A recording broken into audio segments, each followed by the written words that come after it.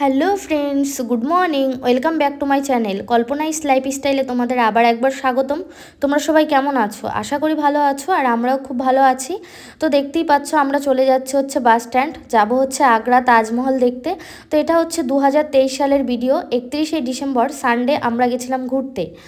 তো হচ্ছে এখান থেকে আর কি আমার রুম থেকে কিছুটা যেই হচ্ছে বাস স্ট্যান্ড, তো এখান থেকে আর কি বাস ছাড়বে, মর্নিং বাস।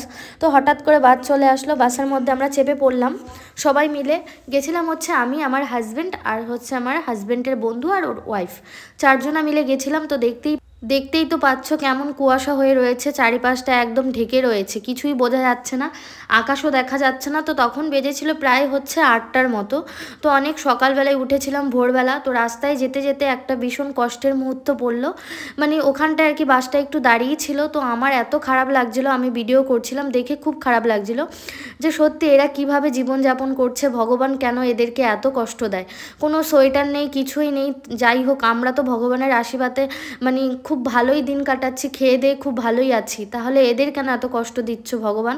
মানে এরকমটা বলছিলাম, আমি বরকে বলছিলাম যে আমার বাড়িতে একটা সোয়েটার ছিল, ওটা আনলে ভালো হতো। ও বলছিল তোমার তো একটা সোয়েটার, এখানে তো অনেক লোকজন রয়েছে, তাহলে একটা দিলে কি হয়? আবার এটাও বলছে শম্পা একটা জিনিস কি, ওদের দিলেও না হবে না, কারণ ওদের হচ্ছে এই জীবনযাপন ওদের উঠবস্ত হয়ে গেছে। ওদের যে তুমি কিছু টাকা দেবে ওরা যে খাবে সেটা নয়, ওরা হচ্ছে বাংলা মদ চুল্লু টুল্লু এইসব খেয়ে ওরা ওখানটাই পড়ে থাকবে। আমি বলছি এই বললে হয় নাকি? কিভাবে থাকছে, কতটা কষ্ট বলো তো এই ঠান্ডার মধ্যে। আমরা তো একটু ঠান্ডাই সহ্য করতে পারি না, এমনকি 8টার সময় ঘুম থেকে উঠলেই মনে হয় কি যে আর একটু যদি লেট করে উঠতাম তাহলে ভালো হতো। আর সেই তুলনায় ওরা এই ফার্স্ট সকালবেলা কিভাবে বসে বসে দিন যাপন কাটাচ্ছে, কি বলবো, সবটাই ভগবানের ওপর। ভগবান তুমি ওদের ভালো রেখো, এটাই চাই সব সময়, যে যেখানে থাকে সবাইকে যেন ভালো রাখে, সুস্থ রাখে, এটাই ভগবানের কাছে প্রার্থনা করি। তো যাই হোক, যেতে যেতে এখান দিয়ে আর কি একটা জমিদারদের আগের দিনের একটা বাড়ি দেখা যাচ্ছিল। তো সেটাই আর কি আমার বর দেখাচ্ছিল যে দেখো আগের দিনের বাড়িঘরগুলো এরকমটা হতো, প্রচুর উঁচুতে রয়েছে। তো জানি না দেখতে পেয়েছো কিনা, ওই সাইডেই ছিল। আর এখানটা রাস্তাঘাটগুলো কেমন উঁচু উঁচু লাগছে, ভীষণ উঁচু উঁচু, চারিপাশটা দেখো কেমন লাগছে, ভয়ানক। আর আমাদের ওইদিকে তো ওরকম না, গাছপালা, বাড়ি ঘর দরজা সব কিছুই দেখা যায়। তো আস্তে আস্তে চলেই আসলাম। এটা হচ্ছে আগ্রা তাজমহলের কাছেই, মানে চলে এসেছি, বাস স্ট্যান্ড আমাদের নামিয়ে দিয়েছে। এটা হচ্ছে নবাবদের কোর্ট বলে, যাকে বলা হয় তাজমহল যে বানিয়েছিল আর কি, তাদেরই নাকি কোর্ট আর কি, নবাবদেরই কোর্ট এই সব। তো বর বলছিল দেখো কোর্টটা অনেক বড়। তো আমিও তখন ওকে বললাম যে এটা কি তাহলে লালকেল্লা বলা হয়, এটাকে লালকেল্লা বলে? ও বললো যে না, এটা লালকেল্লা নয়, এটা হচ্ছে জমিদারদের নবাবদের আর কি কোর্ট। তো যাই হোক, এখন আর কি আর অল্প একটু এগোলেই আর কি একটা টোটোতে উঠবো। এখন দেখো ফাইনালি চেপে পড়েছি টোটোতে। তো এটা হচ্ছে আর কি যেই দিদিভাইটা আমার সঙ্গে গেছিলো, এই দিদিভাইদের লাড্ডু গোপাল। তখন ওই দিদিটা বললো যে আমি অনেকটা রাস্তা নিয়েছি, তাহলে তুমি ওকে একটু কোলে নাও। বলছি ঠিক আছে দাও তাহলে আমার গুপুকে আমার কাছে।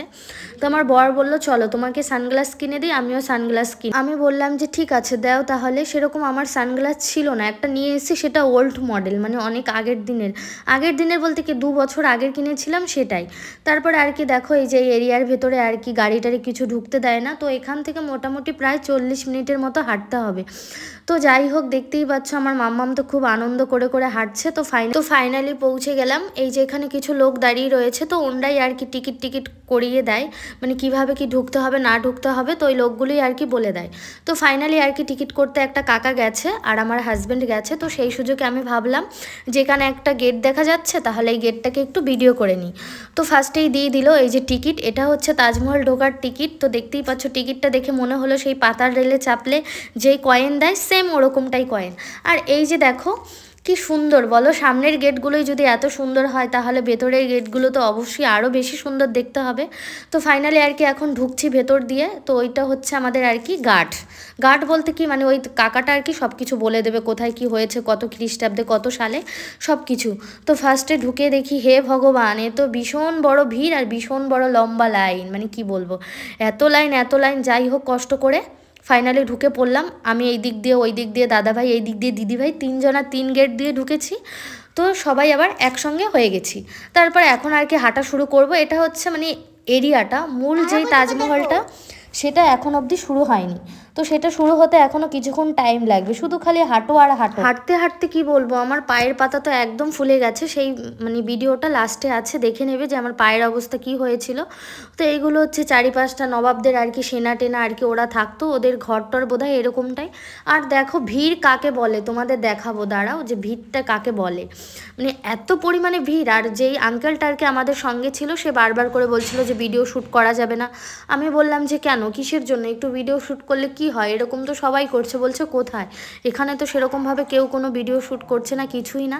আর এই যে দেখো, যেহেতু আমি ভিডিও শ্যুট করছি সব কিছু, তার জন্য আমি আর সেরকমভাবে নিজেকে কিছুই দেখাতে পারছি না। আমার হাজব্যান্ড হচ্ছে আমার মেয়েকে দেখছে, আর আমি নিজের ভিডিও নিজে করছি, আর হচ্ছে চারিপাশটা ভিডিও করছি। তার মধ্যে ভীষণ ভয় হচ্ছে, মানে চারিপাশে এত লোকজন, যদি আমার ফোনটা চুরি হয়ে যায় ভীষণ ভয় লাগছিল, বিশ্বাস করো। আর আমার বর বলছিল সাবধান, আবার গলায় মালা পরে গেছিলাম, মানে চেন পরে গেছিলাম, যদি কেউ টান টান দেয়। আর মেন কথা হচ্ছে আমার না কোনো রকম কোনো হুঁশ থাকে না, যদি আনন্দের কিছু দেখতে আসি না আমি একদম আত্মহারা হয়ে যাই, পাগল হয়ে যাই। তার জন্য আমার বর বলল তুমি মাম্মামকে সামলাতে পারবে না, আমি মাম্মামকে নিয়ে হাঁটি আর তুমি ভিডিও শ্যুট করো। তার জন্য আর আমি ওকে চাপ দিলাম না যে আমাকে একটু ভিডিও করে দাও, তাও টুকটাক আমাকে রিলস ভিডিও বানিয়ে দিয়েছে।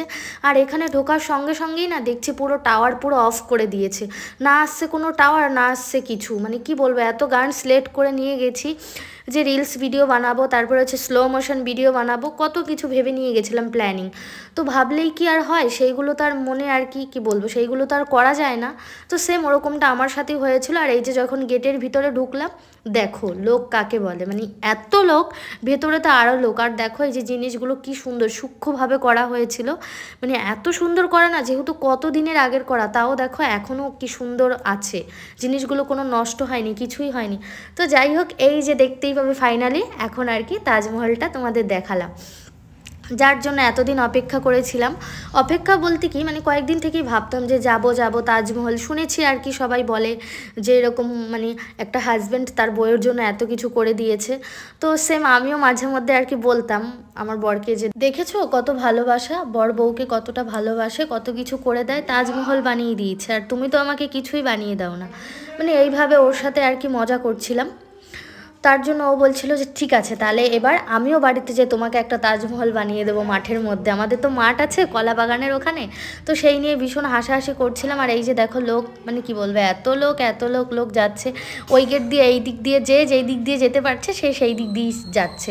তো আমাকে কি ভিডিও শ্যুট করে দেবে, আমার মেয়ে তো একদম রেগে যাচ্ছিলো, ভীষণ হাঁটতেই চাইছিল না, বলছিল যে মাম্মা আর ভালো লাগছে না, এরকম বলছে। আমাকে বলছে মাম্মি আমার আর এক ফোঁটাও ভালো লাগছে না। যেহেতু এখানে এসে না, আগে মা বলতো, মানে মাই বলে সব দিন, তো এখানে এসে সবাই বলে, সবার সঙ্গে মিশে সবাই মাম্মি বলে, তো এখন ও সবার সঙ্গে মাম্মিই বলে এরকমটা। তো আমি বললাম যে না মা বলো, যেহেতু আমাদের গ্রামে আমার শ্বশুর বাড়ি, তো ওখানটায় গেলে অনেকেই মজা করে বলবে যে গেছে তো কিছুদিনের জন্য মধ্যপ্রদেশে ঘুরতে, আবার মাকে মাম্মি বলতে শেখে। তো মাম্মামকে বললাম যে তোকে কিন্তু সবাই রাগাবে। আমার বর বললো ছাড়ো তো, এখন তো ছোট মানুষ, এখন বলছে তাই কি হয়েছে। আর ওর পাপাকে ছোটোবেলা থেকে পাপাই বলে, বাবা খুব কম বলে, মানে পাপাটাই বলে। আর এই যে দেখো ওই মানে আমাদের যে গাইড, তাই সে আর কি সব কিছু বোঝাচ্ছিল। তো আমি মনে মনে ভীষণ রাগ হচ্ছিলাম যে ভিডিও করব না, হচ্ছে না ওই গাইড কাকাটা কি বলছিল সেটাই শুনবো, কিছুই তো বুঝতে পারছিলাম না। এত লোকজন, তার মধ্যে আবার একটা গাইড নিয়েছে, এর জন্য তো আমি বরকে রাগ করছিলাম, বেকার নেওয়া, এত লোকজনের মাঝখানে কি আর কিছু শোনা যায়। তো যাই হোক, এখানে টাওয়ার অফ করে দিয়েছে, এখানে ঢোকার সঙ্গেই দেখছি কোনো টাওয়ার নেই। তো সেটাই আর কি বরকে জিজ্ঞাসা করলাম যে এখানে টাওয়ার অফ করে দেয় কেন। বলছে এই তো তুমি যদি এখান থেকে কোনো খোঁজ খবর দাও তার জন্য। আমি বললাম কেন আমি কোনো খোঁজ খবর দেবো। বলছে না তুমি নয় দেবে না, যদি কেউ কোনো কিছু খোঁজ খবর দেয় ইনফরমেশন, তার জন্য আর কি সব টাওয়ার অফ করে দেয়। তো দেখো এই যে এখানে আর কি 3টে কলসি রয়েছে আঁকা, ফার্স্ট সেকেন্ড থার্ড। তো এই কলসি আর কি তাজমহলের ওপরের মাথায় আর কি আঁকা রয়েছে, সেম সাইজের সেম মাপের, এত বড় কলসিগুলো। তো দেখো দূর থেকে দেখা যাচ্ছে একদম ছোট ছোট। তো পাশেই রয়েছে তাজমহলের পেছনেই রয়েছে হচ্ছে যমুনা নদী। তো এখান সাইডগুলো পুরো একদম গেট দিয়ে আটকে দিয়েছে। তো আমি বরকে বললাম যে এখান দিয়ে নামা যায় না। ও বললো যে না, এখানটা চারিপাশটা তো আটকানো, কিভাবে কি করে নামবে, কিছুই নামা আর কি যাবে না। তো ফাইনালি আর কি এখন আমরা চলে যাব লাস্টের দিকে, এটা হচ্ছে তাজমহলের পেছন দিকটা দিয়ে আর কি ঘুরে বেরিয়ে যাচ্ছি। তো দেখো এখানটা আর কি একটু লোকজনের ভিড়টা একটু কম। আর এই যে এখানে কত গাছপালা রয়েছে, ভীষণ সুন্দর জায়গাটা, মেঘলা মেঘলা ওয়েদার, সেরকমভাবে কোনো রোদ টোদ কিছুই ছিল না। তার মধ্যে কি কিছু ছবি যখনই আর কি ওখান থেকে তুলতে যাচ্ছিলাম, গেটের সামনে এত রোদের আলো পড়ছিল, মানে যেখানটায় আর কি তাজমহলের মেন গেটটা ওখানটায় কি জানে বুঝতে পারছিলাম না। বর তো বলছিল যে পাথরের আলো আসছে, অনেক দিনের আগের পাথর তো ভীষণ চকচক করছিল পাথরটা, বাড়িটা মানে কি বলবো, ক্যামেরায় যতটা না সুন্দর, সামনে থেকে একদম তার চাইতেও বেশি সুন্দর দেখতে। মানে আমি অবাক হয়ে যাই, সত্যি কথা বলতে আমি কখনো ভাবতেও পারিনি, স্বপ্নেও ভাবিনি যে আমি এরকম তাজমহল দেখতে আসতে পারবো বা বৃন্দাবন যেতে পারবো। মানে কি বলবো, মনে মনে ভাবতাম যে কোনো একদিন মানে সব কিছু ঠিক হয়ে গেলে, হাজব্যান্ডের চাকরি যখন শেষ হয়ে যাবে তখন আর কি আমরা দুজন মিলে এরকম ঘুরে বেড়াবো, মেয়েটেই বিয়ে হয়ে যাবে তারপরে আর কি। তো যাই হোক, সবটাই সম্ভব হয়েছে ভগবানের জন্য, ভগবান না থাকলে কি আর হয়, ভগবান কখন কাকে কোন দিক থেকে সব কিছু দিয়ে দেবে সেটা বলাও মুশকিল। তো যাই হোক, এখন আর কি বেরিয়ে যাব, নয়তো আর কি বৃন্দাবন ধামে ঢুকতে একটু লেট হয়ে যাবে, তাও এখন প্রায় 4টের মতো বেজে গেছে, ভগবান জানে কখন কি পৌঁছাবো বৃন্দাবন ধামে। তো যাই হোক, এখন খুব তাড়াহুড়ো করে আর কি বেরোতে হবে। তো প্রচণ্ড খিদে পেয়ে গেছে, বিশ্বাস করো হাঁটতে পারছিলাম না, এত কষ্ট হচ্ছিল, প্রচুর খিদে পেয়ে গেছে। তো এখানে আর কি একটা আন্টির জন্য 5 মিনিট লেট হলো, যেহেতু আন্টিকে আর কি আন্টির ছেলে বার করছিল, তার জন্য কিছুক্ষণ লেট হয়ে গেল। তো মাম্মামও বলছিল যে পাপা আমার খিদে পেয়ে গেছে। তো রাস্তায় দেখতে পেলে হাওয়াই মিঠাই, যেটা হচ্ছে মাম্মামের একদম বেস্ট খাবার, মাম্মাম খেতে খুব ভালোবাসে, যখনই দেখবে তখনই খাবে। আর আমি তো বলি যে না, ওকে এইসব খাবার কিনে দেবে না, কিনে দিলে না একদম মুখের অবস্থা কি করবে, তো তোমরাই দেখতে পাচ্ছ মুখটাকে কি করেছে, একদম লাড্ডু গোপালের মতো করে ফেলেছে, দেখো সবুজ বানিয়ে ফেলেছে, জিপ টিপ সব কিছু। আর যেতে যেতেই দেখলাম একটা ঘোড়ার গাড়ি, তো সেরকমভাবে ভিডিও শ্যুট করার আর কোনো ইচ্ছে ছিল না। তারপরে চলে আসলাম হোটেলে। তো দেখো হোটেলে এসে একদম মুখ চুখ কেমন কালো হয়ে গেছে, তার মধ্যে একটু ভিডিও শ্যুট করছিলাম, আর মামা মশাই একই সঙ্গে আমার সঙ্গে একটু ভিডিও করছিল। আর এই যেটা হচ্ছে তাজমহলের হোটেল, তো দেখতেই পাচ্ছ তাজমহলের ছবি দেওয়া রয়েছে। তো প্রচুর ভিড়, যেহেতু এখন হচ্ছে সবাই আর কি ঘুরতে গেছিলো, তো সবাই আর কি ঘুরে এসে ভীষণ খিদে পেয়ে গেছে। তো হোটেল থেকে আর কি খাবার টাবার খেয়ে ওখান থেকে আর কি টোটো ধরে চলে গেছিলাম মথুরা স্টেশন, ওখান থেকে আর কি ট্রেনে উঠে চলে আসলাম হচ্ছে দাবরা স্টেশন। তো দাবরা স্টেশন থেকেই আর কি আমাদের বাড়ি বেশি একটা দূর নয়, গোয়ালিয়র আর কি আমরা থাকি ওখানে, বিএসএফ টেকেনপুর। তো ওখানে আর কি নেমে গেলাম মোটামুটি 4:30-র সময়। তো এত রাত্রের বেলা কি জানে গাড়ি পাবো কি না পাবো না। তো যাই হোক, এখন আর কি আমার বর আর কি মাম্মাম ঘুমিয়ে পড়েছে, যেহেতু 4:30 বেজে গেছে, ভোর 4:30। তো বর আর কি নিয়ে যাচ্ছিলো। তো তোমাদের সঙ্গে একটা জিনিস শেয়ার করছি, মানে আমি এত ভিড় ছিল ট্রেনে উঠতে পারছিলাম না, সবাই উঠে পড়েছে আর ট্রেনটা ছেড়েও দিয়েছিল। তো বর এর জন্য আমাকে রাগ করছিল যে এইসব ভুল কিন্তু আর কখনো কোনোদিনও করবে না, যদি তুমি থেকে যেতে কি অবস্থা হতো, তাহলে আমার আবার পরের স্টেশন নেমে তোমাকে নিয়ে বাড়ি ফিরতে হতো। তো যাই হোক, ফাইনালি চলে আসলাম বাড়িতে। তো তোমাদের তো বললাম পা ফুলে কি অবস্থা হয়েছে, তো দেখতেই পাচ্ছ পা একদম উঁচু হয়ে গেছে। তো যাই হোক, ভিডিওটা এখানেই শেষ করছি, সবাই ভালো থেকো, সুস্থ থেকো।